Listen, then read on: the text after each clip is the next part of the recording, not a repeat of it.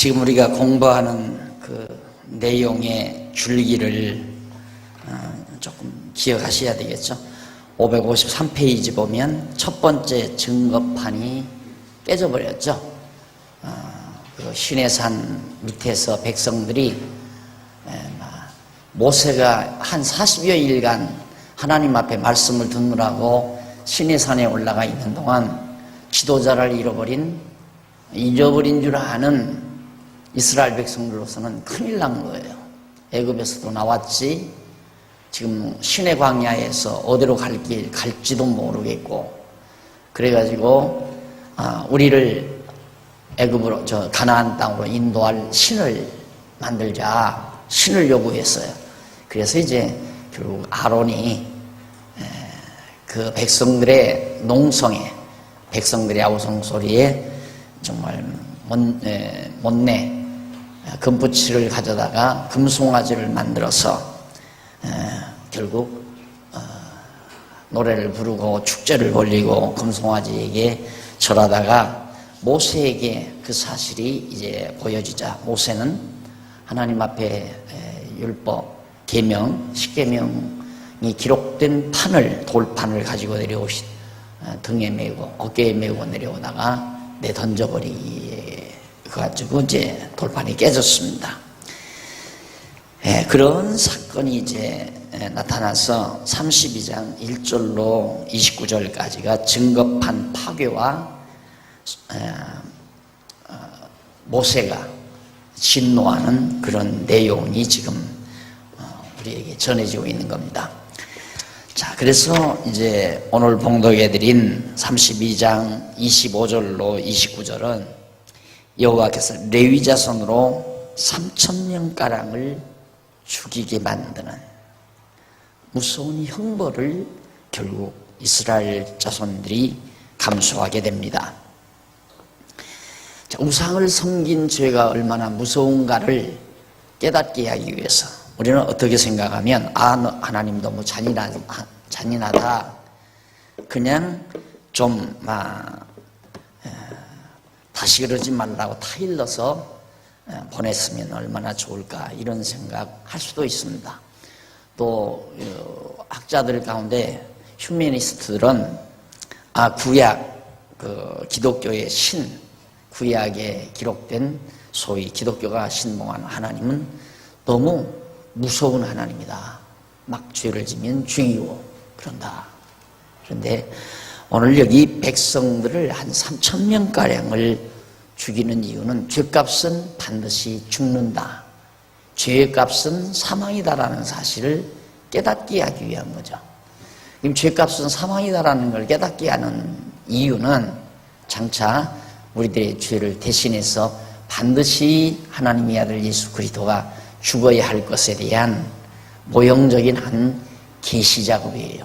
그러니까 여기 택한 백성이 3,000명이 죽는 건 죄값으로 죽는 거거든요. 그러니까 죄값은 반드시 치러야 된다. 그렇기 때문에 오늘 우리들도 만약에 죄값을 우리 스스로가 치른다면 피할 길이 없는 거죠. 다 우리가 죽어야 되죠. 그런데 하나님의 아들 예수 그리스도가 오셔서 우리 대신 우리의 죄값을 치러줬다는데 바로 예수를 그리스도로 믿는 그 깊이가 있는 겁니다. 그래서 소망이 있는 거예요. 예수가 그리스도다라고 믿어진다는 말은 벌써 내가 죄에서 해방을 얻었다는 얘기예요. 죄를 지면 두렵잖아요. 죄에 대한 형벌이 두렵잖아요. 아버지가 출근한 사이에 아버지의 서랍에서 책상에서 소중품을 망가뜨린 자녀로서는 온종일 떨 수밖에 없습니다. 아버지가 퇴근할 때까지. 왜? 자기가 죄를 저질렀으니까 아버지의 소중품을 다 망가뜨렸으니 아버지에게 혼날 건 너무 분명하다 이거죠. 그 기간이 오래가면 아이는 병이 나게 됩니다. 바로 그 죄값이란 그만큼 두려운 거기 때문에 우리가 죄로부터 해방을 얻는다고 하는 것은 마음의 기쁨과 평강을 얻는 유일한 첫째 요건이에요. 내가 죄에 대한 공포가 있는 한 마음의 평강이 없습니다. 저녁 때가 돼도 아이가 돌아오질 않습니다. 왜? 아버지가 두려워서. 더더군다나 아버지가 퇴근할 무렵에는 더더욱 들어가기가 두렵습니다. 그런데 늦게까지 안 들어오니까 아버지가 얘는 어디 갔느냐고 엄마에게 찾으니까 모르겠다고. 아이를 찾아보니까 머리터 부근에서 쭈그리고 앉아서 울고 있다는 말입니다. 엄마가 너 왜 그러니? 그러니까 아빠가 무서워서 그래. 왜? 아빠 소중품을 내가 망가뜨렸단 말이야. 와서 엄마가 아빠에게 얘기를 합니다. 여보, 당신 그 소중한 걸 아기가 망가뜨렸다는데 용서하시오. 엄마가 대신 사죄를 구해서 용서받고 가서 아이를 품에 안고 들어옵니다. 그때 아이의 마음속에 진정한 평안과 기쁨이 있는 것처럼 오늘 우리가 예수를 그리스도로 믿는다고 하는 그 믿음 속에는 그런 편안함이 동반돼야 정말 예수를 그리스도로 믿는 기쁨이 있는 겁니다. 그리스도라는 말은 우리를 죄에서 대속해 주시는 구속주라는 뜻이거든요. 그러니까 예수가 그리스도라고 믿어진다는 말은 우리의 심령에 진정한 죄로부터의 해방과 마음의 평강을 보장받는 진리라는 사실. 그래서 여기 바로 범죄한 하나님께서 지금 십계명 중에 다른 신 섬기지 말고 다른 형상 만들지 말라고 돌판에 기록해서 보냈는데 백성들은 밑에서 벌써 우상 만들어 섬긴다 이 말이에요. 그래서 여기서 한 가지 우리 명심할 일은 인간은 무엇인가를 의지해야 됩니다. 누군가를 의지해야 되고 무엇인가를 의지해야 돼요. 그게 이제 종교성이에요. 인간의 종교성. 그러니까 우리가 참 하나님을 모르게 되면 하나님이 아닌 것을 신으로 대체해요. 우리 아내들은 요즘에는 이제 여권신장이 돼서 그렇지만 남편을 의지하고 삽니다. 과거에는 더더군다나 지금도 그럴 수도 있지만 또 자녀를 의지하고 사는 부모들도 있습니다. 또 돈을 의지하고 살려고 돈을 벌어서 자꾸 쌓으려고 하는 이유가 돈을 의지해야 좀 마음의 평안이 있을 것 같으니까 권력을 얻으려는 것도 권력을 의지하고 살려고 하는 것. 이것이 인간의 기본 심리예요. 그러니까 한시라도 내가 의지할 것이 없으면 불안하니까. 그러듯이 광야에 나온 이스라엘 백성도 그래도 모이는 모세가 있으니까 좀 의지가 됐는데 모세가 없어져 버리니까 불안하단 말이에요. 그래서 우리를 인도할. 왜? 하나님은 눈에 보이지 않고 모세가 뭐 하나님 여호와 그랬는데 하나님은 눈으로 보이지 아니하니까 그래서 결국 이들은 금송아지를 만들어서 섬기게 된 겁니다. 자, 26절 이에 모세가 질문에 서서 가로되 진문에 서서 백성들이 진문에 서서 말하기를 누구든지 여호와의 편에 있는 자는 내게로 나오라 하며 레위 자손이 다 모여 그에게로 모세에게로 레위 자손들이 나갔습니다. 모세가 그들에게 이르되 이스라엘의 하나님 여호와께서 이같이 말씀하시기를 너희는 각 허리에 칼을 차고 이 진 이문에서 저문까지 왕래하면서 각 사람이 그 형제를 각 사람이 그 친구를 각 사람이 그 이웃을 돌이켜라 죽이라 이 말이에요. 그래서 28절 레위 자손이 모세의 말대로 행하며 이날에 백성 중에 죽은 자가 3,000명이나 죽었다. 이렇게 인간들은 눈으로 봐야 야 다시는 우상 섬기면 안 되겠구나. 우상을 섬기니까 이런 무서운 진노가 우리에게 임하구나 깨닫도록 하나님께서 그렇게 섭리하셨습니다. 자, 그래서 우리가 이 땅에 우리가 사는 동안도 가장 하나님이 싫어하는 죄, 그건 물론 뭐 남의 물건 도둑질하는 거, 거짓말하는 거 다 하나님이 기뻐하실 리가 없죠. 그러나 핵심적으로 하나님이 가장 싫어하시는 죄는 우상을 섬기는 죄예요. 하나님이 이 외의 것을 의지하고 사는 것, 잘생기고 훌륭한 아들 의지하고 사는 것도 우상이에요. 아주 돈 잘 버는 남편 의지하고 사는 것도 우상이고 남편이 우상이에요. 정말 하나님 앞에 딱 하나님과 나 사이에서 평안을 진짜 얻을 수 있어야 돼요. 아무도 없어도 나는 하나님 앞에서 진정한 평안과 당당함을 유지하고 살 수 있다. 그러나 지금 만약에 여러분 마음속에 내가 뭐가 없어진다면, 내게서 뭐가 없어진다면, 부도가 나서 집이 다 살고 있는 이 집이 다 날아가 버린다면, 또 모아놓은 재산이 다 없어져 버린다면 한번 상상을 해보십시오.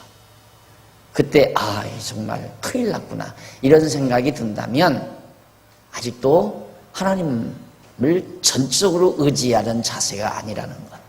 적어도 송도대학 수료생이 될 무렵에는 나 혼자라도. 그래서 이제 과거 송도대학 공부를 시켜보면 그때는 한 7, 8년 했잖아요.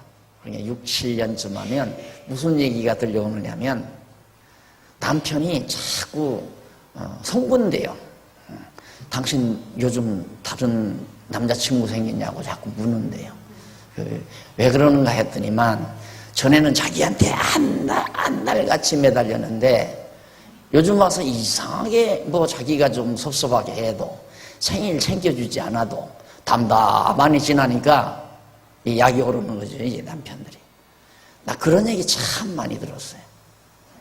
그렇게 되도록 돼 있어요. 반드시. 남편도 마찬가지죠. 자식을 의지한다거나, 모아놓은 재산을 의지한다거나, 또 큰형님을 의지한다거나, 부모를 의지한다거나, 이런 것들이 인간이기 때문에 어쩔 수 없다고는 하지만, 정말 하나님 여호와에 대한 지식이 분명하고, 지혜가 열리게 되면, 정말 하나님을 전적으로 의지하고, 어떤 경우에라도 좌절하거나, 절망하거나, 쓰러지지 않는다는 사실, 그런 백성들로 만들어 가기 위해서 지금 첫 시험에서 하나님께서 단단히 대가를 치르도록 섭리하신 겁니다. 그 다음 넘어가서 32장 30절로 560페이지 넘어갑니다. 양쪽 가로 2번 나오죠. 모세의 간구와 응답이 거기 나옵니다. 막 백성들이 막 죽어가니까 3,000명이 죽어가니까 엄청난 숫자 아니에요. 그런데 이런 많은 숫자가 죽어가니까 모세가 하나님 앞에 구했어요. 자, 그것이 그 가운데 첫 번째 30절로 35절에 보면 백성을 위한 모세의 간구를 하나님께서 응답해 준다. 날 모세가 백성이 이르되 너희가 큰 줄을 범하였도다. 내가 이제 여호와께로 나가노니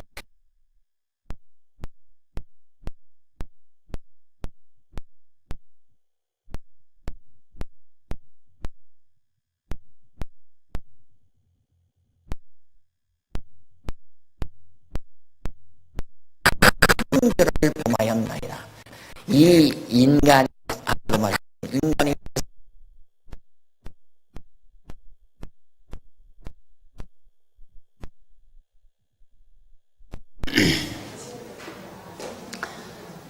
34장 27절로 35절까지 증거판 증거판을 기록해서 수여하는 내용이 소개됩니다.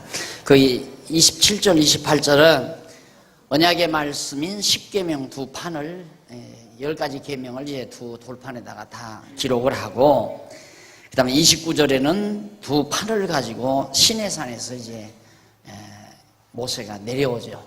다시 받아가지고. 그 다음 이제 30절로 35절 딱 보니까 모세 얼굴에 나타나는 광채를 수건으로 이렇게 가려봤어요. 왜? 모세는 지금 하나님을 시내산에서 만나봤기 때문에 얼굴에서 막 광채가 이렇게 나요. 이게 그 광채를 백성들이 보면 곤란하니까 그 광채가 안 보이도록 수건으로 가리고서 이제 내려왔는데, 요 사건에 대해서 우리가 고린도후서 3장 13절에 보면 바울이 그 부분을 인용한 부분이 있어요. 이쪽 576페이지 중간에서 약간 위에 보면 거기 뒷부분에 고린도후서 3장 13절 나오죠. 그거 찾으셨죠? 네, 그 부분 보시면은 그 위에 한번 보십시다. 그 위에서부터. 바울은 이스라엘 자손들로 장차 없어질 것의 결국을 주목치 못하게 하려고 수건을 그 얼굴에 쓴 것이라고 그렇게 했는데, 그 수건은 그리스도 안에서 없어질 것이라고 그렇게 말했습니다. 즉 수건이 가리워진 자는 예수를 하나님의 영광 광채이신 그리스도로 보지 못한다. 그러니까 이제 모세의 얼굴에 나오는 얼굴에서 보여지는 광채가 바로 하나님의 영광의 광채인 그리스도에 대한 하나의 모형인데 수건을 이렇게 씌워놓아 버리면 그 광채가 안 보이잖아요.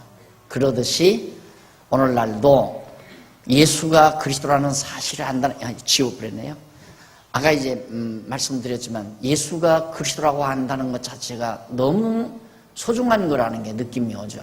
아까 말씀드렸지만 우리 인간은 끝없이 죄의식에 떨고 있는 게 진짜 마음의 평안함이 와지는 것은 죄로부터의 해방을 받아야 되는데 예수가 그리스도라는 확인이 떨어지기 이전에는 그 자유함이 없죠. 늘 불안하고 죄에 대한 죄책감이 시달리고.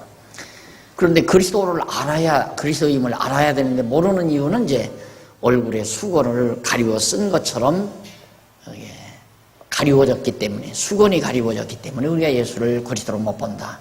허다한 사람들이 예수를 믿지 않는 이유는 수건이 그들을 눈에 가리워져서 그리스도를 못 본다는 쪽으로 바울이 그렇게 인용해서 설명한 적이 있습니다. 자, 이렇게 해서 두 번째 판을 받아가지고 내려왔어요. 자, 그 다음에 이제 577페이지 한쪽 가로 2번 성막규례 나오죠. 자, 10계명 1에서 4계명 5에서 6계명 1에서 4계명은 이건 이제 규례예요. 규례 중에 첫 번째가 성막규례. 성막은 그러니까 1에서 4계명이 여호와 하나님을 경외하는 데 대한 계명들이죠. 나 외에 다른 신을 섬기지 말라, 다른 우상 만들지 말라, 안식일을 거룩하게 지키라, 여호와 이름을 망령도 일컫지 말라. 전부 여호와 하나님께 대한 직접적인 계명들이에요. 그러니까 여호와 경외하는 일인데 여호와 하나님을 경외하는 구체적인 일을 해나가는 데 있어서 필요한 규례가 뭐냐면 우선 여호와 하나님 섬기는 장소가 있어야 되겠죠. 그게 성막이에요. 그렇죠? 그 다음 이제 장소뿐만 아니라 제사를 드리는 제사장이 있어야 되겠죠. 제사장만 있으면 뭐해도 제물이 있어야 되겠죠. 그게 이제 차례로 나와요. 이 규례 중에 성막규례 우선. 그게 이제 공부하는 35장에서부터 40장까지. 정리되셨죠? 예. 10계명, 1계명에서 4계명, 이게 규례 내용이고, 5계명에서 6계명까지는 율례 내용이다. 우리 인간과 인간 사이에 하나님을 잊지 않고 기어가면서 살게 하는 하나의 기독교적 도덕이라고 생각하면 해요. 기독교적인 도덕. 유교적인 도덕은 완전히 인본주의에 기초한 거지만 우리 기독교적인 도덕, 율례는 하나님을 기초로 한 거예요. 그러니까 율례 자체도 하나님을 잊지 않고 기억해서 살게 하려는 하나의 의도로 율례를 준 거예요. 자, 그러면 한번 먼저 성막 제조 준비. 우선 성막규례에 있어서 성막을 만들려면은 준비를 해야 되잖아요. 그 36장 7절까지 나오는데 그 가운데 1절로 3절에 보면 모세가 회중에게 안식일에는 일하지 말라고 가르칩니다. 성막을 짓는 일이라도 안식일에는 일하지 말라. 그 안식일을 지켜야 되는 이유가 역시 애굽 땅 종되었던 집에서 인도하여 내신 여호와 하나님 잊지 않고 기억하기 위해서. 그래서 아까도 말씀드린 우리는 지금 안식일 안 지키잖아요. 우리는 주일을 지킨다기보다도 주의 날, 예수님 부활하신 일요일을 우리들이 쉬는 날로 해서 이렇게 하는데 안식일 지키기 위한 건 아니거든요. 그러면 우리는 왜 안식일을 안 지키는가? 예수를 그리스도로 한 번 믿으면 다 끝나는 거니까. 아까도 말씀드렸지만 6월절도, 무교절도 우리는 안 지키고 안식일도 안 지키고 칠칠절도 안 지키고 수장절도 안 지킨단 말입니다. 왜 안 지키느냐? 그게 다 예수 그리스도가 다 이루신 거란 말입니다. 예수님이 죽으시고 무덤에 묻히시고 부활하시고 부활 승천하시고 그 다음 재림하신 이런 예수를 우리들이 그리스도로 믿기 때문에 그거 다 끝난 거예요. 우리는 이제 예수를 그리스도로 믿으면 하나님을 여호와이심이 잊어질 수가 없잖아요. 예수를 그리스도로 믿는다는 말은 하나님을 여호와로 깨달아 알고 경외한다는 말이거든요. 그러니까 그건 완벽한 거예요.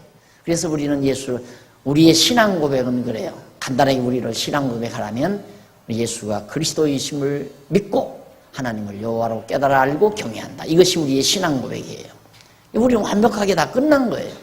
그러나 그 모든 것들을 우리가 깨달아가기 위해서 이 성경 전체를 자꾸 읽고 배우는 일입니다. 그래서 예수를 그리스도로 믿는 이 신앙을 가지는데 이제 우선 성막규례에서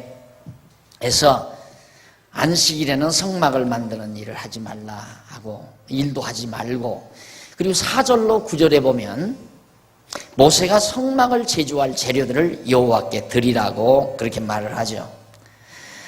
모세가 이스라엘 자손의 온 회중에게 고하여 가로되 여호와의 명하신 일이 이러하니라. 이르시기를 너희의 소유 중에서 너희는 여호와께 드릴 것을 취하되 무릇 마음에 원하는 자는 그것을 가져다가 하나님께 드릴지니 곧 금과 은과 놋과 청색 자색 홍색 실과 가는 배실과 염소 털과 붉은 물들인 수양의 가죽과 해달의 가죽과 조각목과 등유와 및 관유에 드는 향품과 분향할 향을 만드는 향품과 호마노며 에봇과 흉패에 물릴 보석이니라.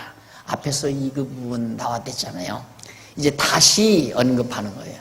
앞에가 다 깨졌으니까 그 깨지고 다시 받을 때 재차 하나님께서 언급하는데, 보통 일반적으로는 하나님께 드리라, 뭘 드리냐, 이거 다 호마노도 귀한 거고 향품도 귀한 거고 다 값비싼 거고 이런 걸 하나님께 드리라, 그런 쪽에 이제 포인트를 맞추죠. 일반적으로. 왜?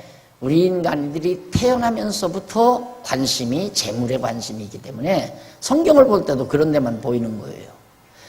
근데 나는 참 신기한 게 뭐냐면 어떻게 다른 사람들이 주목하지 않는 쪽에 내가 주목하게 되는, 나도 그걸 모르겠어요.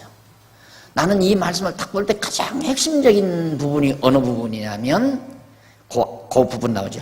마음에 원하는 자는. 그게 강하게 내게 어필이 돼요. 마음에 원하는 자는. 그래서 난 이 기독교 신앙이라는 게 철저히 자유함 속에서 이루어진다. 그러나 우리 장로교 헌법 마음에 드는 게 뭐냐면 제1장 1조, 총칙 1장 1조에 신앙 양심의 자유, 이것이 기본이에요. 우리 장로교 신앙, 장로교 교리에. 근데 간판만 장로교 해놓고 전부 목사들이 강요하고 막 공갈 협박하고 막 명령하고, 이건 장로교 아니에요. 장로교는 완전히 자유함이었습니다. 신앙적 자유가 보장된 상태에서 정치가 이루어져야 돼요. 그러니까 하기 싫으면 안 해도 돼요. 하나님께서 마음에 원하는 자만 이 모든 재물을 가지고 와라.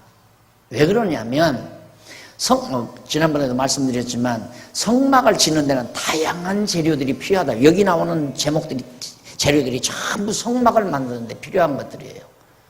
그런데 예를 들어서 참 어떤 사람은 세마포 뭡니까? 청색 실은 막 엄청 많이 들어왔는데 홍색 실을 찾아보니까 홍색 실은 없는 거야. 성막을 만들다 보니까 또 금은 엄청나게 많이 써야 되는데 금은 조금 나와 있고 은은 많이 그냥 이렇게 들어와 있고. 그러면 어떻게 성막을 짓겠어요? 근데 참 신기한 것이 하나님께서 마음에 원하는 자만 가지고 와라. 이유가 뭔가? 모든 백성들의 마음속에 금을 가지고 있는 사람의 마음속에 너는 이걸 성막 짓도록 가져다 주어라 라고 하는 감동을 하나님이 하신다는 얘기예요. 그래서 마음에 원하는 마음이 생긴다 이 말입니다. 그러면 예를 들어서 금이 10돈중이 필요한데 하나님께서 10돈중을 가져올 수 있도록 그 백성들의 마음을 움직여서 10돈중만 딱 가져오더라고요. 청실도 예를 들어서 10타래가 필요한데 형실을 가지고 있는 백성들에게 10타래만, 어떤 사람은 반 타래, 어떤 사람은 한 타래, 어떤 사람은 두 타래 이렇게 가져갈 마음을 움직여서 딱 가져올 수 있도록. 그게 하나님이 하시는 일이라 이 말입니다. 이게 모두가 다 지금 우리가 교회를 세워나가는 일과 똑같은 거예요. 그러니까 교회 일꾼을 억지로 세우면 안 돼요. 교회 일꾼도 예? 나는 신기한 게 뭐냐면 참 어떻게 우리 장로님들, 우리 당회 구성한 장로님들도 한때 또 얼마 전에는 또 갑자기 교육위원장을 오랜 동안 하신 양반이 갑자기 또 마음의 감동을 받아가지고 목회하러 나가신다니까 이 교육위원장 감이 있네. 교육위원장 맡을 양반이. 그 투표하니까 다 이렇게 배정돼가지고 딱 들어맞았잖아요, 이제. 딱 나왔단 말입니다. 그리고 지금 장로를 세우고 싶어도 세울 사람이 없어서 못 세우는 사람이 많아요. 내가 아는 뭐 친구 목사라기보다도 교단에서 아는 분 한 분은 우리 장안중앙교회처럼 목회하고 싶어 죽겠는 거예요. 이번 오셨던 목사님도 그 얘기를 하더래요. 아, 나도 한번 장안중앙교회와 같은 목회를 해보고 싶다고 우리 정영선 목사님 그런 얘기를 하시더라고요. 예, 뭘 얼른 보면 너무너무 교인들이 자유스럽게 보이더래요. 자기가 봐도 너무너무 자유스럽게. 그리고 목사님들이 이렇게 보이니까 왜 이렇게 목사님들 얼굴이 다 편안하냐고 그렇게 묻더라고요. 실제 당위실에 목사님들이 쭉 들어왔는데. 그래서 내가 우스갯소리로 새벽기도를 안 해서 그래요. 내가 그랬더니 여기 새벽기도 안 해요? 그래요. 우리는 새벽기도 안 한다. 그러니까 어느 목사님이다. 우리는 새벽기도 오면 면직당해요. 그러니까 아이고 이제 살았다고 그러더라고요. 자기도 새벽기도를 안 한대요. 안 하는데 이거 다 하는데 나도 이렇게 안 해도 되나 하고 해야 되나 안 해야 되나 그랬는데 여기 와서 자유함을 얻었다. 나도 이제 안 한대. 그러니까 너무너무 편안하게 보이는 거예요. 그래서 이런 목회를 자기도 해보고 싶다고 하더라고요. 그래서 내가 한마디 해줬어요. 제가요 이 교회 개척하고서 바로 그 이듬해인가 학생들 중학교 학생들 한 10명 데리고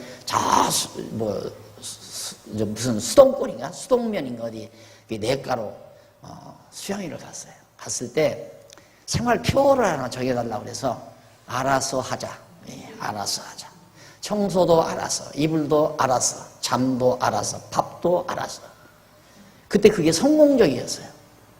열댓 명 아이들 딱 먹여보니까 알아서 해요. 알아서 다 일어나서 이불 개키는 놈이 이불 개키고 청소하는 놈 청소하고 밥하는 놈 밥하고. 그것이 지금까지도 그대로 변함이 없죠. 알아서 하자. 네. 이 자유라는 게 얼마나, 왜 그게 자유라는 것이 인간의 타락된 속성에 맡기는 게 아니에요. 저분을 의지하는 얘기죠. 하나님이 어른이 하셔서 필요하면 보내주시죠. 안 그래요? 필요하면. 지금까지 우리 교회에 모자란 일꾼이 별로 없었어요.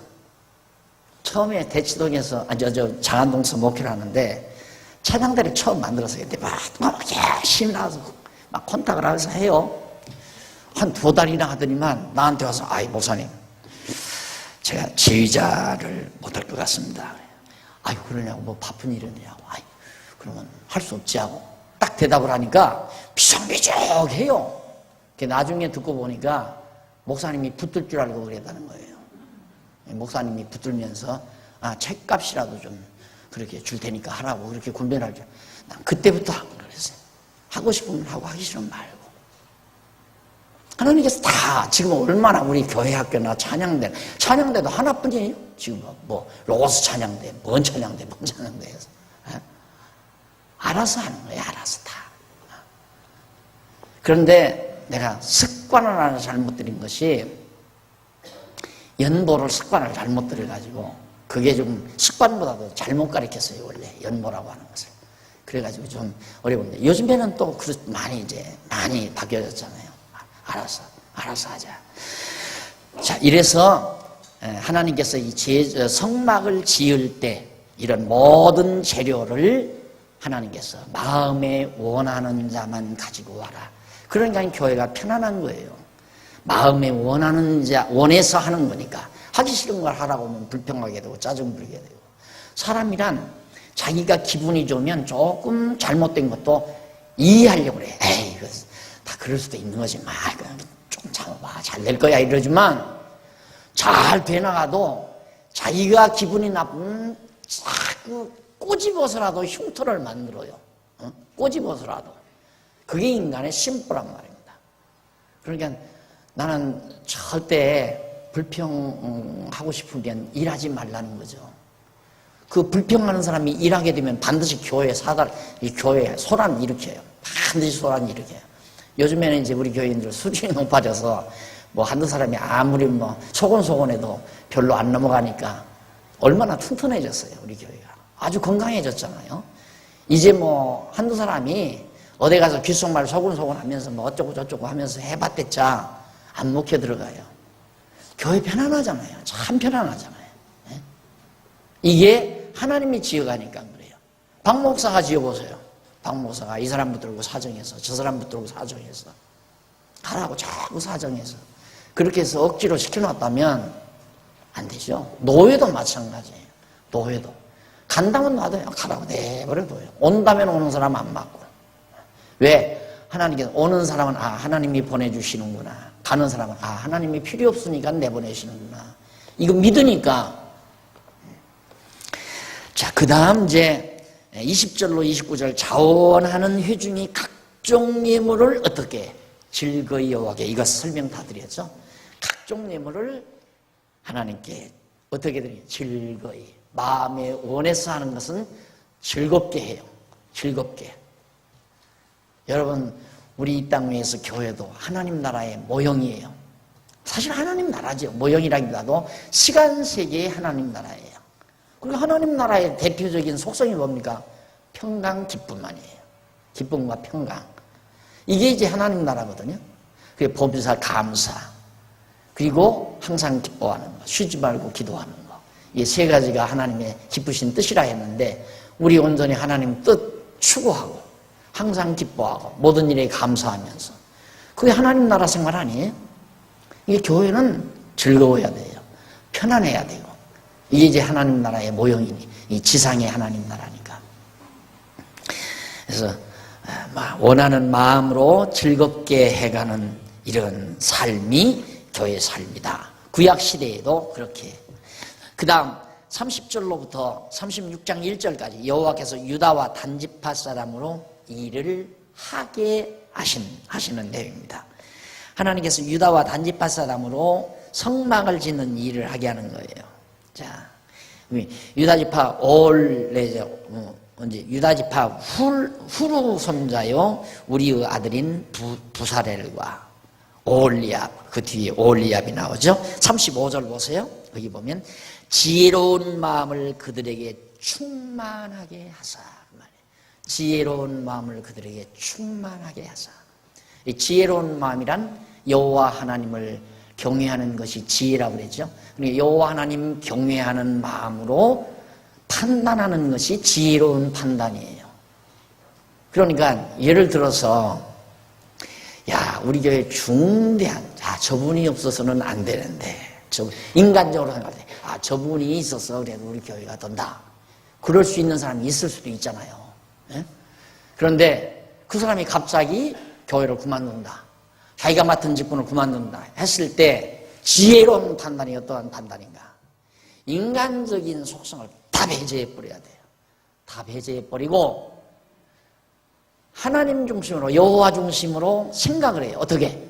왜 저분이 갑자기 그만두려고 그러나? 그러니까 우리 예를 들면 우리 쉽게 말해서 우리 이제 장로님 그만두니까 금방 잊어버려. 김영래 장로님. 김영래 장로님 정말 우리 교회 없어서는 안 되잖아요. 우리 인간적으로 생각할 때 그분이 교회 학교를 다 학교 저희도 깊고 또 교육계에 몸담고 있고 그래서 참 오랜 동안 교육위원장을 했어. 오늘의 교회 학교를 인간적으로 보면 그 장로님이 오늘의 교회 학교 체계를 잡아놨다 해도 과언이 아닌 분이에요. 그런데 전부터 이제 공부를 열심히 하시고 신학까지 한다고 해서 예감을 했죠. 하나님께서 저 마음 가운데 복음 전도자로 말씀 증거자로 하나님께서 마음을 감동하시는구나. 벌써 그때 마음을 먹었어요. 근데 어느 날 갑자기 사표냈습니다 그러더라고요. 올게 왔구나 싶어요. 난 그때 무슨 생각을 하냐면 붙들어야지 말려야지 이런 생각 전혀 안 했어요. 하나님께서 접은 마음을 강하게 작용하신다 여호와께서. 그걸 누가 어떻게 말려요? 말려도 안 되고. 그래서 잘하셨다고. 그래서 판단을 하는 거죠. 그래서 가는 거 아쉬워할 것도 없고 도리어 축하하고 우리가 잘했다고 격려해주고, 이게 소위 지혜로운 판단이라 이 말이에요. 예, 하나님 중심으로, 인간 중심으로 생각하지 말고 인간 중심으로. 그래서 누가 중대한 일을 맡으신 분이 좀 뭐 일을 소홀히 하는 것 같아도 인간 생각하면 뭐 그따위로 일을 하냐고 해보고 싶어도 그것도 안 해요. 가능만 하면 안 해요. 하나님께서 마음 가운데 저 정도 마음을 주시니까 그러지.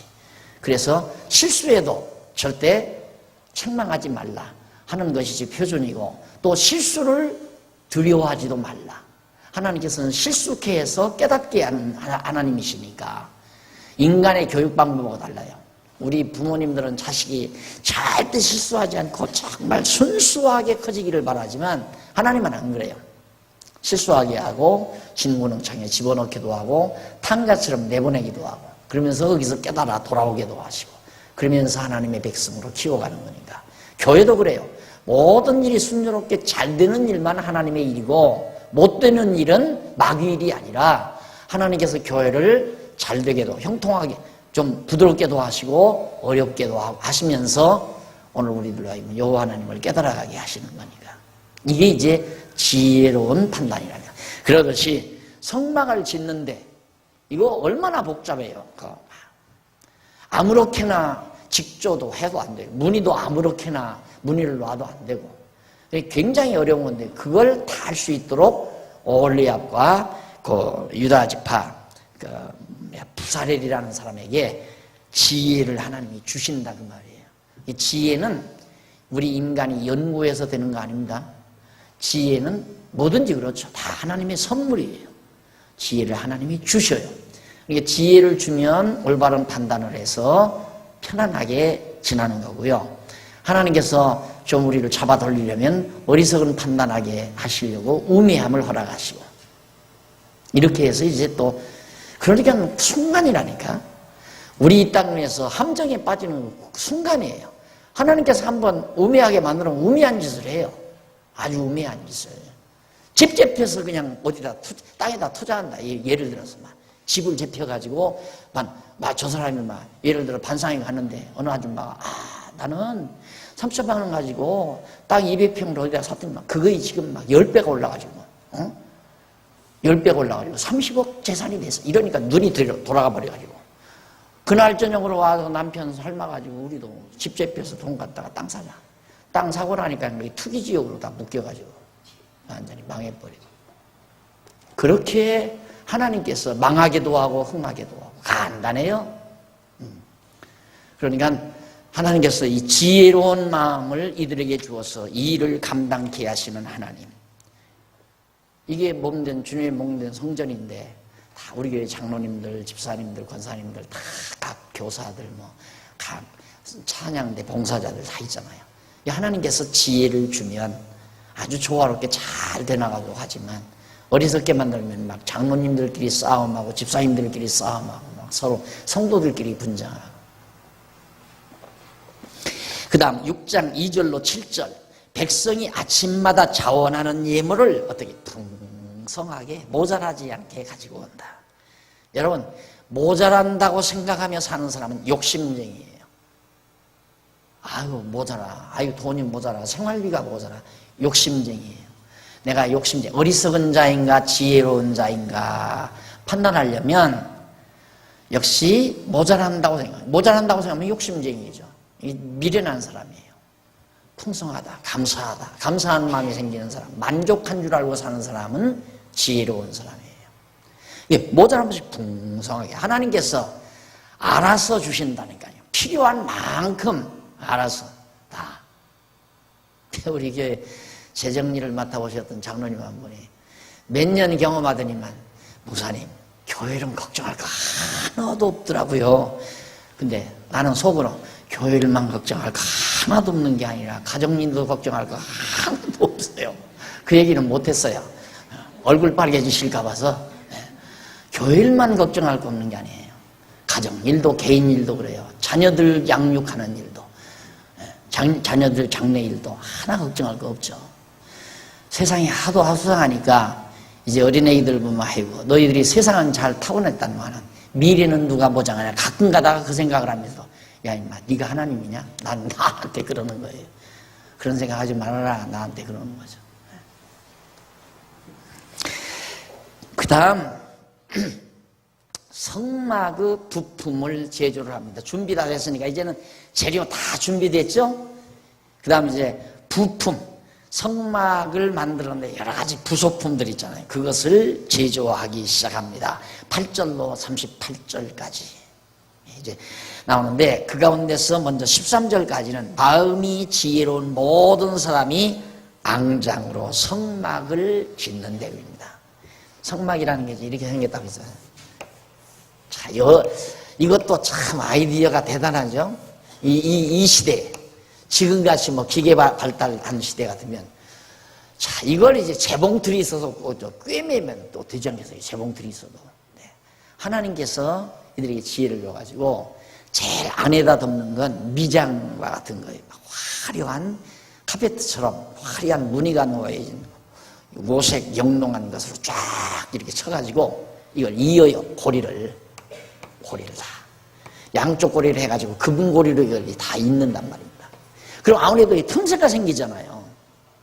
근데 이렇게 해놓으면 자 금이 반짝이고 오색영롱한 무늬가 막 나타나고 그러니까 딱 덮어놓으면 아주 아름답죠. 찬란하고 아름다워 안에 거가.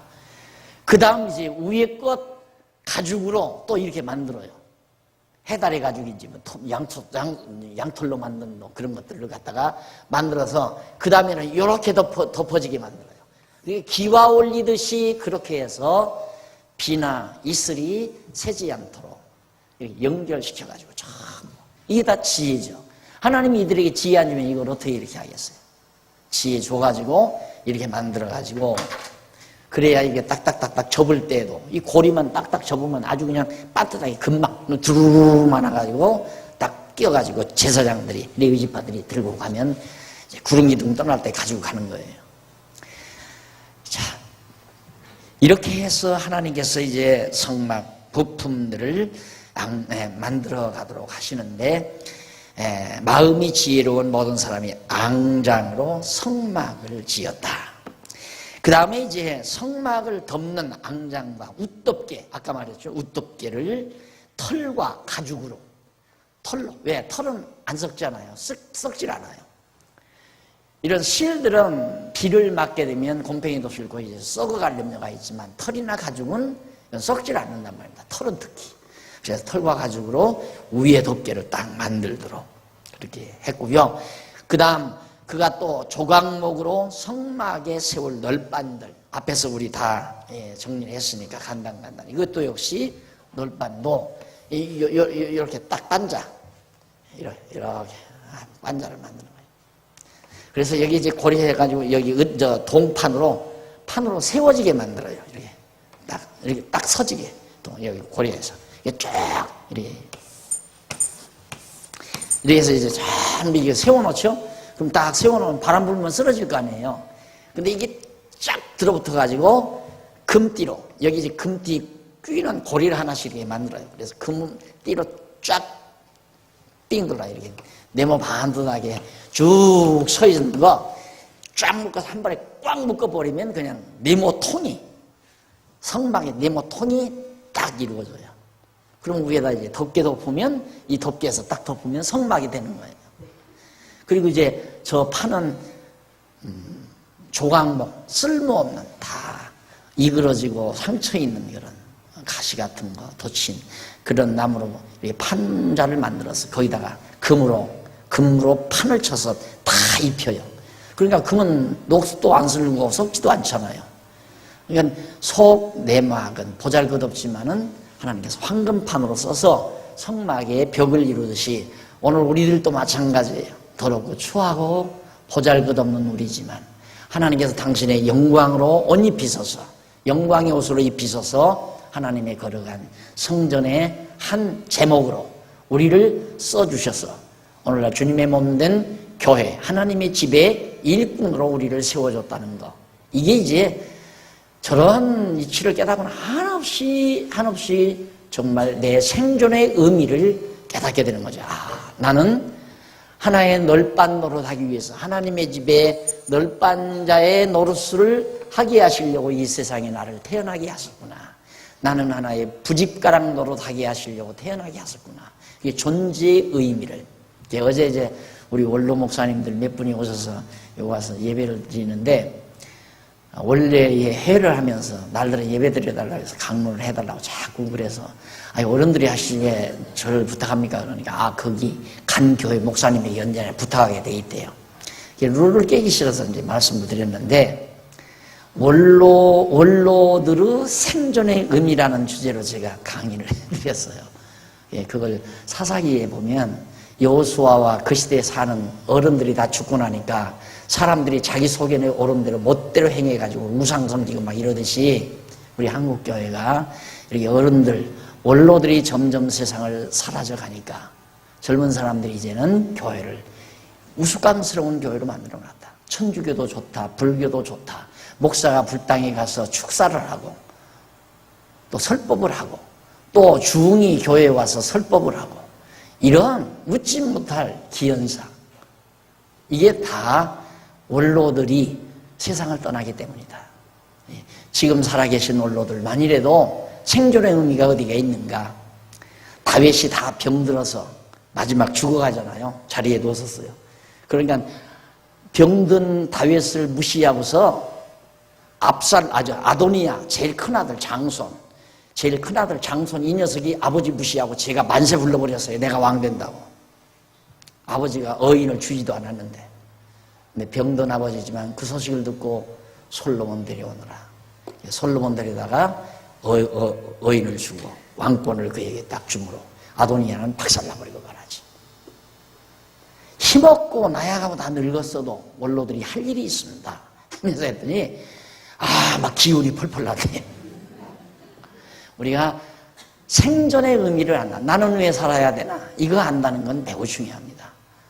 여러분, 하나님의 교회, 주님의 몸 된 교회, 이 하나님의 집인데 하나님의 집의 제목이 아니라면 사는 의미가 뭐 있어요? 아무개 엄마? 아무개 엄마? 이름도 벌써 다 없어져 버렸죠? 아무개 엄마, 아무개 부인. 무슨 의미가 있어요? 살아야 될 이유가 밥 먹기 위해서, 옷 입기 위해서, 콧대 높여서 한 번 좀 의시돼 보기 위해서 다 아니잖아요. 바보라도 그건 아닌 줄 알잖아요. 왜 살아야 돼요? 장관하기 위해서? 국회의원 하기 위해서? 아들, 딸 성공시켜서 세계적인 성악가가 되고 세계적인 인물이 되게 하기 위해서? 그것도 아니잖아요. 되면 뭐예요? 되면 내 아들이 잘났다 자랑하기 위해서. 자랑하면 뭐예요? 그래서 솔로몬이 다 헛되다는 거예요. 전도서가 나오는 얘기가 바로 그겁니다. 자랑해봤댔자 왕따 당해요. 자랑 많이 하는 사람 치고 친구 많은 뭐 없어요. 절대 없어요. 누가 그런 사람 친구하고 싶어요? 만나기만 하면 저 남편 자랑, 만나기만 하면 저 새끼 자랑, 만나기만 하면 저 살림 자랑, 만나기만 하면 저 재산 자랑. 자랑 소리 들으면 열불 나는데 누가 만나고 싶어요? 자랑 많이 하면 저 혼자 살아야 돼요. 무슨 의미가 있느냐 이거예요. 그러니까 우리가 정말 하나님의 집에 제목으로 쓰임받는다는 것처럼 내 삶의 의미를 확실하게 해주는 건 없다. 그리고 계속해서 36장 31절로 34절 보면 조각목으로 널빤을 잇는 띠, 이제 다 설명했어요. 그 다음 35절로 38절 각색 실로 장들을 짜고 조각목으로 기둥들을 만들고 여기 휘장이에요. 지성소하고 지성소, 성소, 여기 나온 휘장 이거죠. 그리고 이제 조각목으로 기둥, 이거 다 설명드렸죠. 기둥도. 그런데 이제 금으로 띠를 만들었다는 것도 금은 불별의 것이고 금은 썩지 아니하고 아름답고 영화로운 거죠. 그런 것처럼 우리 인간관계를, 우리 그리스도 안에서의 인간관계, 가장 중요한 게 뭔가? 저는 지금까지 살아오면서 인간관계에서 최고로 중요한 게 뭔가? 뭐 그 사람이 순진하고 착하고 그 사람이 정직하고 그 사람이 뭐 실력 있고 그거 이전에 더 중요한 게 있어요. 그리스도 안에서 변함없는 것, 불변. 왜 금띠로 묶게 하는가? 이 금띠로 묶어야 변함이 없죠. 여기 금고리로 왜 연결시켜요? 떨어지지 않게, 다시 헤어지지 않게. 이게 금고리가 썩어서 문드러져 버리면 틈 나가지고 다 비새버리잖아요. 이것도 마찬가지죠. 금띠로 딱 묶어놓아야 아무리 비바람이 치고 아무리 정말 공기가 탁해도 영광스럽고 아름답게 썩지 않고 변함없이 유지된다.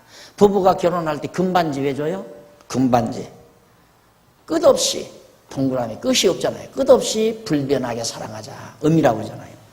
바로 이 금이라는 게 바로 그런 거예요. 변함없이 정말 썩지 않고 영화롭게. 그래서 그리스도 안에서의 인간관계, 친교 내가 늘 그러죠. 사귐. 그리스도 안에의 사귐. 이게 구체적으로 교회를 짓는 작업이에요. 그러니까 난 속회 들어가서 속회 활동 안 하는 사람들은 솔직히 우리 교회 명단에 올라있기는 하지만 저분이 성장해서 속회 활동이 제대로 되면 제대로 성장하지만 속회 활동 안 하면 언젠가는 실증나서 그만둔다. 예감하고 살아요. 그래서 가서 사귀어야죠. 성도들끼리 친교를 맺어야죠. 그래서 끈끈하게 죽는 날까지, 죽는 날까지. 내가 어떤 분들은 이한이 이렇게 보고 있게, 이한아, 너 할아버지가 원하는 거 있다면 너 이 다음 장안중앙교회 권사 되면 너는 최고로 승리하는 거다. 권사가 되면 최고로 성공하는 거다. 너 권사가 돼가지고 저분 너 나 죽을 때는 못 따라오겠지만 나 죽으면 저분이 내 뒤에 오면서 목사님 잘 가세요 하고 그렇게 조문할 거고 너는 저분 돌아가시면 네가 아이고 장로님 잘 가세요 하고 조문해라. 내가 그러고 얘기했더니 웃어요. 웃을 일이 아니에요. 그렇게 사는 거예요. 그게 그리스도 안에서 사는 거예요. 변함없이. 세상 깡패 세계도, 깡패들의 집단도, 조폭 세계도 의리가 첫째예요. 의리가. 저놈이 어디 가서 제대로 물건을 잘 물어오느냐 안 물어오느냐 그건 둘째예요. 최고가 의리예요. 그렇듯이 더더군다나 하나님의 집을 짓는 것은 바로 불변한, 변함없는, 변죽 부리면 안 돼. 변덕스러우면 안 돼요. 끊임없이 끝까지 영원토록 변함없이 아름답게. 황금 아름답잖아요. 그것이 우리 성도들 간의 아름다운 신교 관계다. 교제의 관계. 그 다음 이제 이쪽에 보면 37장 넘어갑니다. 회막내 성우들을 제조하는 거죠. 회막내. 이건 회막이고 여기 이제 뜰이 이렇게 나오잖아요. 뜰 만들어. 이렇게 뜰. 이건 회막이에요. 근데 이 회막 안에 성구들이 우선 여기 언약궤, 향단, 여기가 등대죠, 아마. 등대. 여기 등대. 여기는 떡상. 여기 이제 물구멍. 여기 이제 제단. 양 잡아서 피 흘려드리는 제단. 저 아래 가서 보셨죠? 보시면 이제 이렇게 돼 있어요. 이런 것들을 하나하나 만드는 거다. 그리고 언제 본 적이 있어요? 하나님께서 일일이 척수 얘기해주고 재료 얘기해주고 높이는 얼마, 두께는 얼마, 재료는 무엇을 어떻게 써라. 그걸 이 오홀리압과 부사렐이라는 사람이 하나님께 지혜를 줘서 하나도 정말 틀림없이 잘 만들어 가도록 그렇게 섭리해 가신다. 이 교회도, 하나님의 걸어간 교회도 이 지역할 때 하나님이 지혜를 주어서 이런 얘기면 내 자랑 같아서 좀 죄송스러워. 내 자랑하려고 하는 게 아니라 나도 신기해서 그래요. 나도 굉장히 내 우리 교회 행정을 하면서 굉장히 신기하게 생각하거든요. 왜냐하면 내가 만학을 해가지고 신학을 늦게까지 해가지고 어느 교회 가서 교육정사로 이렇게 해본 적이 없어요. 했다면 이제 조그마한 개척교회 뭐 당회도 별로 없는 교회 가서 그냥 전도사 학창시절에 전산으로 하고 그러면서 좀 지냈지만은 그러니까 교회 행정을 어떻게 해가는 걸 실제 눈으로 보지를 못해서요. 또 하는 교회가 별로 없고 대부분의 모든 교회들이 목사가 딱 왕이 돼가지고 전부 명령하고 지시하고 이래라 저래라 해서 어떤 교회는 심하게 여전도 회장 같은 것도 아무개 권사가 해. 다음에는 누구 하고 그리고 장로도 누구 좋습니까? 반대하는 사람 없어요? 네, 장로하시오. 그러다가 장로가 좀 배짱 틀리면 강단에서 설교하다 말고 아무개 장로 오늘부터 장로 아니요. 이게 엄청 큰 교회에서도 그 짓을 하잖아요. 근데 어떻게 내가 이렇게 교회 행정을 해왔는지 지금 생각하면 참 신기하기 짝이 없어요. 짝이 없다는 신기하고 신기해요 진짜. 해보니까 되더라고요. 이렇게 해야 된다. 원리가 있으니까. 장로교 행정 원리가 자유, 신앙 자유. 교인들 억지로 시켜서는 안 되는 거야. 이게 기본이에요. 그래서 목회 시작할 때 애기들한테도 알아서 하자. 근데 되더라 이거예요. 거기서부터 이제 하나하나 자신감이 붙는 거예요. 되는구나. 알아서 하자 했는데 밥 굶어 본 적 없고 이불 안 개킨 날도 없고 청소 안 하는 날도 없고 공부 제대로 안 하는 날도 없고 내가 강의한다면 막 열대 놈들이 쫙 방 안으로 다 들어와요. 제 시간에 맞춰서. 근데 내가 일일이 들어라 이놈아. 너 청소해 인마. 너는 밥하고 일일이 하게 되면 청소보다 밥하기가 쉬운데 어떤 놈은 밥하는 것보다 청소가 쉬운데 이러면서 불평하기 시작하면 안 들어가는 거죠. 야 공부하게 다 들어와. 어떻게든지 안 들으려고 살살 눈치 보고 그때부터 자신감이 들었던 것 같아요. 그래서 교회를 억지로 시키지 아니하고 쫙 우리 다 분담해서 하는 원리를 그대로 찾아서 하는데 되더라 이 말이에요. 그래서 항상 내가 우리 교회 임상 거쳤다. 임상 시험 다 끝난 제도다 이거. 하나님 말씀으로만도 교회가 된다. 말씀대로 가르쳐도 교회가 교회답게 이루어진다. 확신이 와지는 이런 결과. 자, 그래서 이렇게 모든 구조들을 참으로 어려운 일이지만 다 만들어 가도록 우선 부사렐이 조각목으로 만든 귀회, 언약귀회죠. 이게 제일 중요하니까. 이게 십계명판, 만나단지, 이 다음에 나오는 만나단지, 그 다음 아론의 쌍난지파기 세 가지 것이 들어있는 겁니다. 황금으로 다 만들었죠. 그 다음 넘어가서 37장 10절로 16절에 보면 89페이지, 589페이지 조각목으로 상을 만들어 정금으로 싸고 태를 쫙 두릅니다. 조각목으로 이렇게 딱 짜요.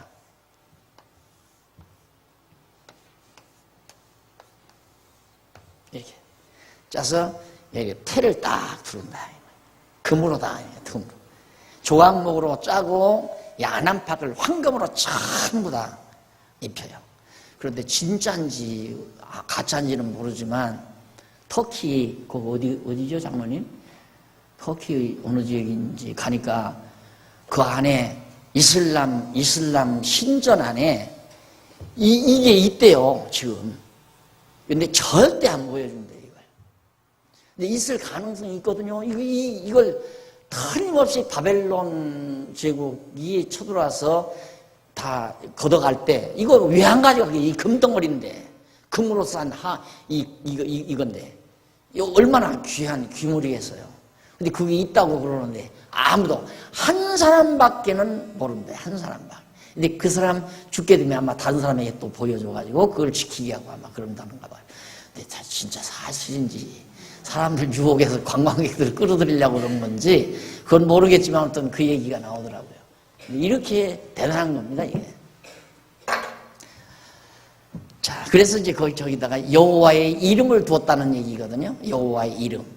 여호와의 이름 뭐 써서 둔 게 아니라 여기에 이제 딱 넣어놓고 여기를 보면 함부로 하게 되면 사람이 죽기도 하고 이제 거기 들어가면 하나님께서 말씀을 전하기도 하고 이러므로 백성들에게 하나님의 뜻을 전달하는 그런 역사. 또 저기서 이제 죄를 용서해 주시는 역사.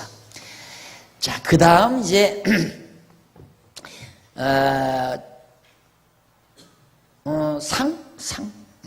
조각목으로 상을 예. 그 다음 37장 17절로 24절에 보면, 거기 보면, 정금을 쳐서 등대와 등잔과 불집게와 그릇 등을 만들었다. 뭐 등대, 이후에 또 등잔에서 불키는 거 다. 아마 상이 이건 거네요. 앞에서 상은 이거예요. 언약궤가 아니고. 이 상. 죄송합니다. 바꿔서 제가 얘기한 건데. 그 다음 이제 넘어가서 우리 앞서 이거 대충 다 공부한 거예요. 37장 25절로 29절 조각목으로 분향단, 여기죠. 여기 분향단. 예. 여기 향불을 펴요. 이 향불. 그러니까 지난번에도 말씀드렸지만 여기 뭐 매일 여기서 양 잡아서 여기다가 딱 피를 뿌리니까 막 비린내 날 거 아니에요. 비린내. 이게 향불을 피우면 그 모든 비린내를 다 제거해 버리고. 그래서 지난번에 말씀드렸죠. 우리가 자연향, 좋은 자연향을 채취해서 집안에서 사용하게 되면 집안의 음식 냄새라든가 희귀한 안 좋은 냄새들을 다 해소해 버리는. 근데 이제 화공성 향내는 사람에게 해롭다고 그러죠. 근데 자연향은 좋답니다. 그래서 왜 상갓집에 가면 향불을 여기다 피잖아요. 예, 향불. 거기에서 상갓집에서 쓰는 향은 이제 더 독하죠. 그래서 이 냄새, 이걸 왜 피우느냐면, 피우는 이유가 이 상갓집에 시신, 지금 다 병원 거기다 다 집어넣기 때문에 전혀 없지만은 옛날에는 아랫목에다가 딱 모셔놓잖아요. 그러니까 막 손님 대접한다고 막 불 떼고 하면 열기 속에 벌써 이틀째 되면 막 아주 고약스러운 냄새가 나요. 그 가서 뭐 문상한다고 와서 뭐 절하고 엎드려지면 그냥 쓱 절하는데 콧구멍으로 더 잘 들어가잖아요, 냄새가. 그러니까 뭐 엄청나게 막 아주 독하단 말이죠. 그래서 그걸 제거하기 위해서 이제 향불을 펴서 이렇게 없애고 그러는데, 하나님께서 참 과학적이에요. 이런 거 보면. 그래서 향불을 피우는데 불과 제단의 불은 반드시 관련이 있습니다. 이 불과 이 불은 같아야 돼요. 그래서 여기 불을 갖다가 이걸 태워야 돼요. 여기 불도 마찬가지고, 여기 불 필 때 이 불을 갖다가 피워야지 그냥 라이터 갖다가 여기서 그냥 피웠다가는 안 된다. 다른 불이에요. 그래서 여기 불이 꺼지면 안 돼요. 여기 불. 근데 여기 불은 낮이 되면 꺼야 되고 저녁 때 해질녘에는 다시 밝혀야 되고.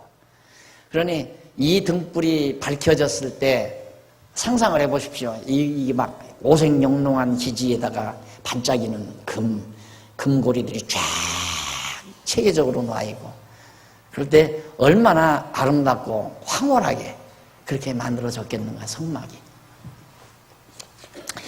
그 다음에 이제 38장 넘어가면 회막의 성구, 회막, 이 안에 회막의 성구들을 이제 제조하는 내용입니다. 그 가운데서 먼저 이 회막 안에 성구 가운데 번제단, 여기 번제단 제조가 1절로 7절까지, 그건 노수로 만들어요. 여기는 노수로. 놋도 녹이 슬지 않고 오래가죠. 그리고 번제단을 조각목으로, 이것도 조각목으로 만들고 싸는 건 놋판으로 싸고, 기구도 다 만듭니다. 여기서 뭐 불 때니까 막 재들이, 고기 탄 재들이 얼마나 많겠어요. 그거 다 담아내고, 그 다음 고기를 갈고리로 찍어서 엎고 이러면서 태우는 기구라든가 뭘 집어내는 집게라든가 이런 것들 전부 다 놋으로 전부 만들어서 사용하도록 그 전반 만들었다. 그 다음 38장 8절, 거기는 놋으로 물두멍을 만들어요. 물두멍. 지난번 말씀드렸죠? 여기다 물 담아놓고 씻기도 하고, 얼굴에 튕겨진 핏방울들을 거울 삼아 보기도 하고, 물지도 하면 다 보이잖아요. 그런데 필요한 겁니다. 그래서 불과 물 통과해야 성막을 들어가요. 불과 물을 통과해야 성막을 들어간다. 그래서 불세례, 물세례 이런 말도 나오죠. 우리가 불세례도 받아야 되고 물세례도 받아야 되고, 불과 물은 항상 통과해야 될. 그래 하나님께서 인간을 심판할 때도 물로 심판하고 마지막 때는 불로 심판하잖아요. 마지막 남은 게 이제 불심판이고, 홍수 때 물로 심판을 했고요. 이 두 가지 심판이 남아있는 겁니다. 그 다음 이제 38장 9절로 20절에 보면 포장과 놋으로 만든 기둥, 포장과 놋으로 만든 기둥을 세워서 회막뜰을, 놋으로 만든 기둥이 이거예요. 그러니까 조각목으로 이렇게 다 판자를 만들어서 놋으로 다 싸고 놋판 만들고 이 전부 이렇게 해서 이제 띠마는 금으로 만들어서 띠고 이렇게. 그리고 이제 죄송합니다. 착각했어요. 이것은 여기고요. 여기 지금 만들어낸 건 기둥. 여기다 이제 이렇게 다 기둥을 세워요. 이렇게 기둥을 세워서 쭉 포장을 기둥에다 매달아 가지고 딱 치면은 여기가 뜰이고 성막 뜰이고 회막 뜰이고 여기는 회막 바뀌고 뜰 바뀌고. 그래서 이 휘장 바깥은 이방인이 올 수 있고 여기는 이스라엘 택한 백성이, 여기는 제사장이, 여기는 대제사장이 1년에 한 번, 여기는 매일 제사장이, 여기도 매일. 백성이 죄지면 양 가지고 여기 들어와야 되잖아요. 재물 가지고 여기 들어와야 되니까. 이렇게 하나님께서 구조를 정해서 여호와 하나님 잊어버리지 않고 늘 기억하도록 제도를 저렇게 만들어 놓은 것이다. 그러니까 우리는 저렇게 유치한 방법이 아니라 우리가 그리스도 안에서 변함없는 성도의 친교 관계를 통해서 예수를 그리스도로 믿고 살아가면서 하나님 여호와를 잊지 않고 경외하며 살아가는 삶, 이게 다예요. 우리는.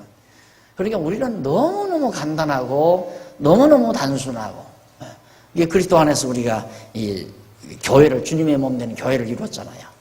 그리고 이 관계는 떨어지면 안 되니까 전부 금고리로, 금띠로 이렇게 묶어진 것처럼 변함없는 사람들, 그것이 항존직이에요. 쉽게 말하면 장로의 헌법에 있어서 항존직이다. 그 말은 죽는 날까지 가지고 있는 직입니다, 이 말이에요.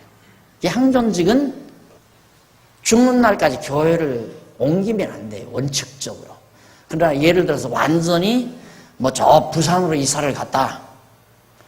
부산으로 이사를 갔어도 교적을 그냥 두고 한 달에 한 번을 올라와서 교제를 나눈 한이 있더라도 그냥 본교회를 섬기는 사람이 지혜로운 사람이에요.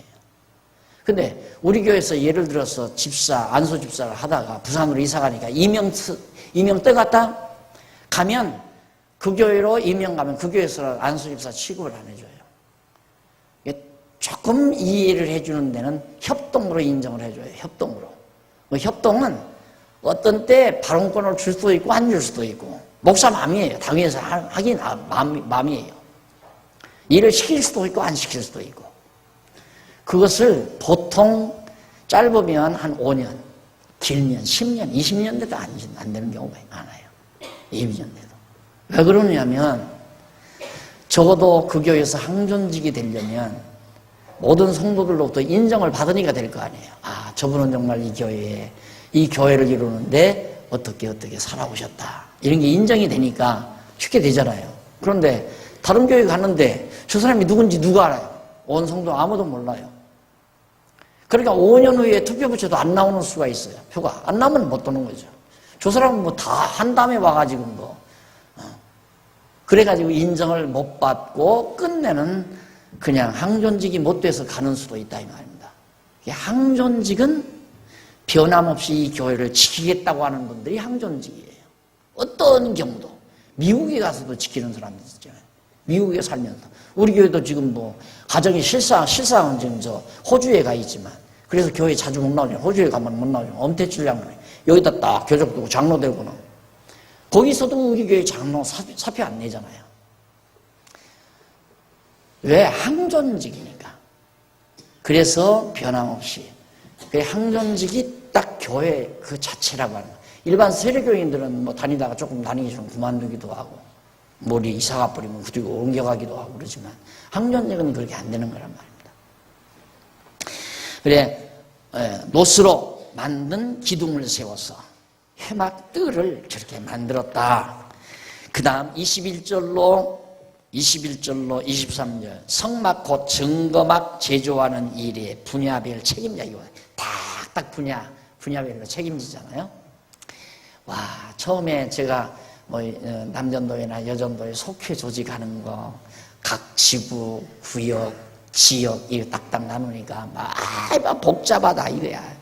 그렇죠, 복잡하죠. 목사가 그냥 딱 알아서 부교역자들, 여전사들 딱 두고 당신은 어느 지역 맡아, 어느 지역 맡아, 여기 신방 다 맡겨버리면 일반 성도들이야 뭐 권사대도 뭐 별로 복잡할 것 없고 장로도 복잡할 것도 없고 안수집사도 복잡할 것도 없고. 왜?